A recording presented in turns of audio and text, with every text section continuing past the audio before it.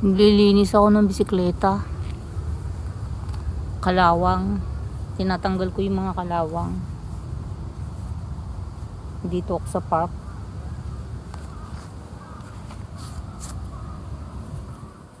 Medyo maginaw pala yung hangin. Akala ko mainit.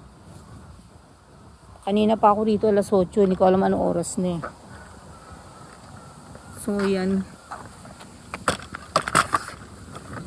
Kinikikil ko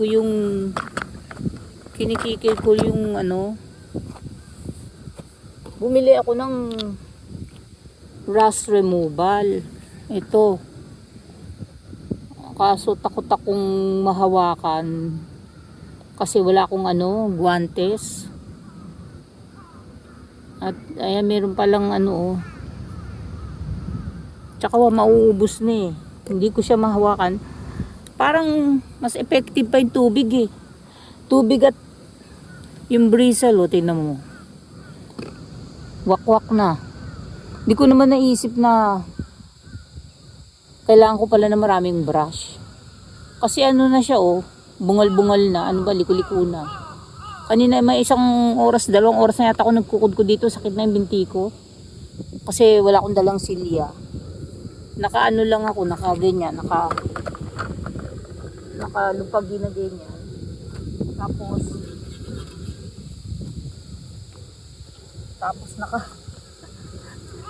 nakapalda ako na naka-tight, naka-compressor ba yun? Wala akong guwantes. Giniganyan ko lang siya. Nakakangilo nga lang yung sounds niya eh. Sa mga mahilig sa mga ganitong sounds.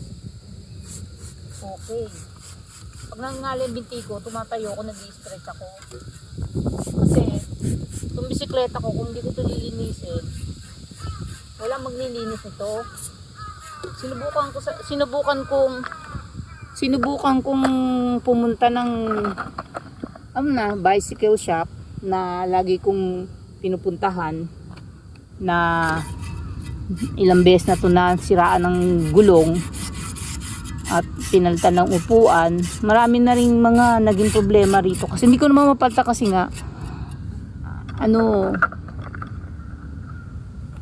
hindi naman basta mura itong bili ko rito, may 4 na lapad.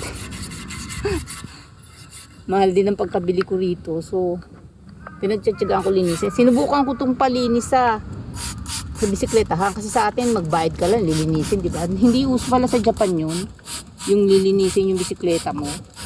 Ang sasabihin sa'yo, palitan na yung gulong kasi nga kinakalawang na, luma na, tsaka matagal na raw. So ganun, sabi kong ganun. Kasi yung gulong, 2 gulong na yan, bago na yan eh. Gulong pala, makakabili ka na ng isang bisikleta eh. Second hand o kaya bago. Kasi 2 gulong, 5,000, 5,000, isang lapad na eh. Ngayon, kung papalitan na naman itong itong umiikot na itong wheels, tigli 5,000, isang lapad uli yan. So, kung ikaw mag-iisip, bumili ka na ng bago, di ba? Kaya lang, kasi nga, Bridgestone to, binili ko to ng mahal. Ayoko bumili ng bago. Kasi, napamahal na rin sa akin to. So pinagtyagaan ko linisin, ayan, hindi naman siya manipis eh, akala ko nga mababali ni. Ang point lang, wala akong alam sa bisikleta. First time ko naglinis ng bike, tsaka never ako naglilinis ng bike pag naluma na kasi ang alam ko tinatapon na. Sa Pinas kasi magbayad ka lang, may tagalinis, diba? Dito hindi uso yun. Natawa nga ako nung sabi ko, naglilinis po ba kayo ng bike? Parang kotse lang no. Hindi daw. Sabi niya, luma na yung bisikleta mo, yung gulong daw, palitan na raw. Sabi ko talaga, ang ginawa ko na lang, sa Pinas kasi nililinis siya, sabi ng kapatid ko. Linisin daw. Eh kaso wala nga akong tiyaga, pero pinagtiyagaan ko kasi wala naman ako magawa. Uminit na yung araw, kanina lamig eh. Ito tubig lang to pinang-i-spray ko, tubig lang to eh. Hindi ko lang alam, nilalagyan ba to ng langis? I mean, yung Yung ito, itong gulong. Ay, hindi, ito, ano ba? Hirap magtagalog. Hindi na kasi ako nagsasalita eh. Kaya pati mga pananalita ko mali-mali eh. So, ayan.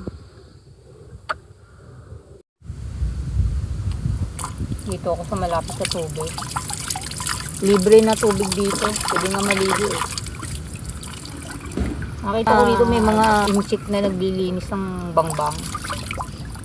Nililinis nila. Pero yung bangbang, hindi bangbang yan eh. Parang maliit na batis na ginawa. Man-made. Hindi yung kalikasan mismo. Siguro kalikasan yan. Tapos pinaganda lang nila. Nilagyan nila ng bato. Tapos pag summer kasi rito, pag summer kasi dyan, yan pinapakita ko. Pag summer kasi dyan, nagtatampisaw dyan mga bata, aso. Although nakalagay doon na bawal daw magdublog dyan, magtampisaw, kaso may mga bata hindi mo nga nagtatakbuhan dyan eh. Kaya dito mayroong gripo. Kaya pag nauho ka, wala kang bawang tubig. Kasi hindi nila masasabing malinis ang tubig o safe. Kaya nakalagay dyan, maghugas, maglinis. So hindi ko alam. Ayan.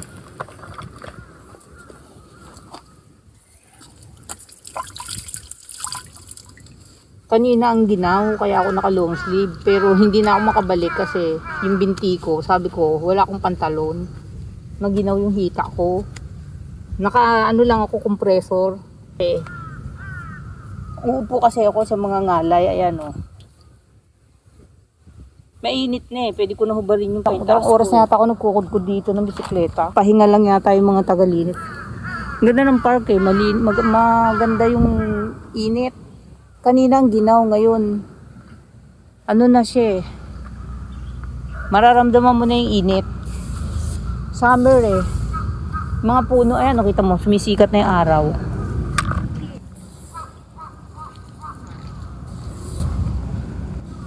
Linis kasi sila ng bangbang, so masisinghot ko yung amoy kaya nakakailangan nakamas. Kanina may nagutla ako, may lumapit sa aking aso, napatili ako. Sinihimod ba naman ako? Hindi ko alam anong gagawin ko ulit sa bike.